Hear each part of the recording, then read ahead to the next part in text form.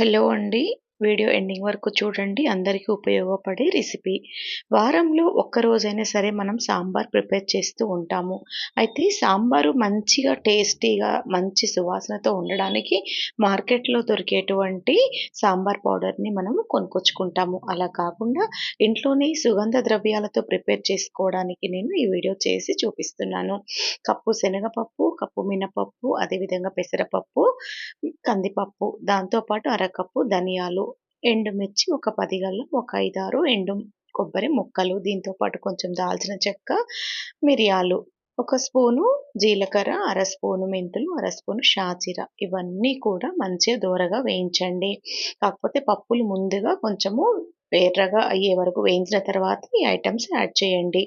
ఇప్పుడు మనము మిక్సర్ జార్‌లో చల్లార్చిన వీటిని యాడ్ చేసేటప్పుడు అర స్పూను ఇంగువ, ఇంకా టేస్ట్‌ని బట్టి కొద్దిగా సాల్ట్ యాడ్ చేయండి. పసుపు కూడా యాడ్ చేయండి. ఇలా మనము ప్రిపేర్ చేసి మిక్సీ జార్‌లో పొడి చేసినటువంటి దీనిని నిల్వ ఉంచుకుంటే ఎక్కువ కాలం నిల్వ ఉంటుంది. ఆరోగ్యమే మహాభాగ్యం కదా! అందుకే. మార్కెట్‌లో కొనే సాంబార్ పౌడర్‌లో కొన్నిసార్లు చిన్న చిన్న పురుగులొస్తూ ఉంటాయి. అలా కాకుండా ఇలా ప్రిపేర్ చేసుకోండి.